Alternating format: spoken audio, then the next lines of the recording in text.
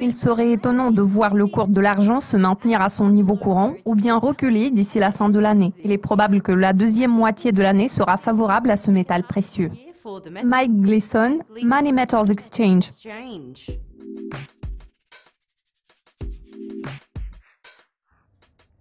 Le cours de l'argent a reculé en réaction à l'augmentation des taux directeurs par la Réserve fédérale en juin. En revanche, le ton adopté par les responsables de la Fed à l'issue de leur réunion de 2 jours s'est révélé moins conciliant que prévu. Combien de temps cette tendance baissière pourrait-elle durer ? En ce qui concerne les perspectives du cours de l'argent, l'un des éléments clés à prendre en considération est la politique monétaire de la Réserve fédérale et plus particulièrement le rythme du resserrement monétaire. La première hausse des taux s'est produite en décembre 2015, la deuxième en décembre 2016 et la troisième en mars 2017. À chaque fois que la Fed relevait les taux, nous observions une baisse du cours de l'argent pendant 2 ou 3 jours suivant l'annonce. Il est à noter que le déclin initial a toujours été suivi d'un rebond. Aujourd'hui, nous observons une tendance similaire. Nous pouvons constater que cette fois-ci, le ton des responsables de la Fed a été moins conciliant que celui qu'ils avaient adopté lors des réunions précédentes. Je tiens toutefois à préciser qu'à l'heure actuelle, la question se pose de savoir si oui ou non la Fed a pris du retard en matière de resserrement monétaire. D'autre part, dans les circonstances actuelles, il n'est pas exclu que les mesures prises par les décideurs politiques se révèlent prématurées. En partant de l'hypothèse selon laquelle la Fed a pris du retard en matière de relèvement des taux, la question n'est plus de savoir si la Banque centrale a l'intention d'augmenter les taux en allant de l'avant. En revanche, ce qui compte le plus, c'est l'écart entre les taux d'intérêt et la cible d'inflation. Je tiens à ajouter que nous avons déjà observé les effets de cette approche politique par le passé. Les taux directeurs avaient été relevés à plusieurs reprises bien avant la crise financière. Je parle notamment du rythme assez agressif de resserrement monétaire adopté par la Fed en 2005-2006. En réalité, cette politique s'est révélée très favorable pour le cours de l'argent. Il est à noter que sous la présidence d'Alan Greenspan, la Fed avait pris du retard par rapport à l'évolution de l'inflation. Il en découle que le resserrement monétaire ne devrait pas nécessairement avoir une incidence négative sur le prix de l'argent. Je serais étonné de voir le cours de l'argent se maintenir à son niveau courant ou bien reculer d'ici la fin de l'année. Il est probable que la deuxième moitié de l'année sera favorable à ce métal. Selon les analystes de Metals Focus, cette année, l'offre est susceptible de baisser de 2% et ce pour la première fois depuis 15 ans. Une reprise de l'offre est attendue en 2018. Les analystes prévoient également que les prix de l'argent pourraient reculer de 6% en comparaison annuelle.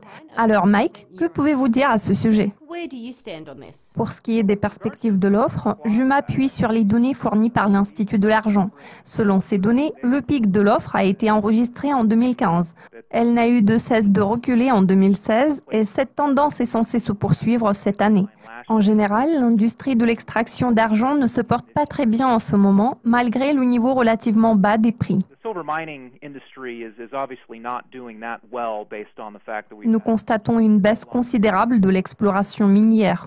Au vu de tous les éléments susmentionnés, nous pouvons supposer que l'offre devrait se contracter sur le marché de l'argent.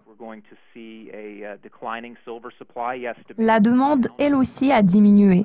Quant aux perspectives, je suis d'avis que l'offre est censée diminuer à un rythme plus rapide que la demande en allant de l'avant.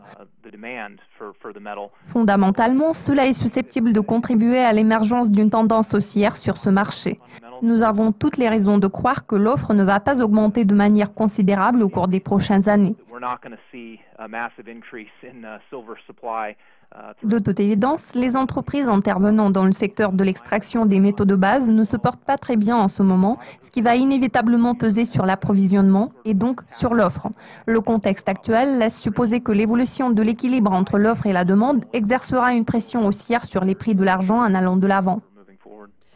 Une baisse de la demande émanant de l'Inde et des USA pourra-t-elle être contrebalancée par une accélération de la demande chinoise ?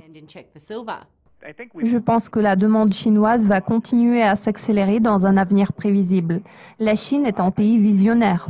Pour ce qui est de la demande, il ne faut pas perdre de vue l'évolution de l'énergie solaire. La demande d'énergie solaire s'est accrue de 40% en 2016 en comparaison annuelle. Cette tendance a toutes les chances de se poursuivre. L'essor de la production mondiale d'énergie solaire a permis de contrebalancer une baisse générale de la demande d'argent sous forme de lingots, de pièces et de barres. Il s'agit des produits d'investissement et la demande pour ces produits est actuellement inférieure à celle qui a été enregistrée ces quelques dernières années. À cela s'ajoute une légère baisse de la demande du côté de l'Inde et de la Chine. En général, je pense que dans le contexte actuel, nous devrions nous focaliser sur l'énergie solaire. Comme j'ai déjà fait noter, son évolution exerce une influence tout à fait favorable sur l'équilibre entre l'offre et la demande sur le marché de l'argent. Nous observons une baisse tant sur le plan de l'offre que sur le plan de la demande, mais c'est le rapport entre ces deux éléments qui a le plus d'importance. Si l'offre se contracte plus rapidement que la demande, cela aboutira à un déficit sur le marché. Par conséquent, cela entraînera une hausse des prix de l'argent à long terme. Supply is falling faster than the demand is falling, then we're going to have that imbalance and that deficit, and that over the long term will be bullish for silver. Mike, tous mes remerciements pour vos commentaires. Cela conclut notre aperçu du marché des matières premières. Restez à l'affût de nos mises à jour régulières sur Dukascopy TV car nous vous tiendrons au courant de tout ce qui se passe dans le monde de la finance.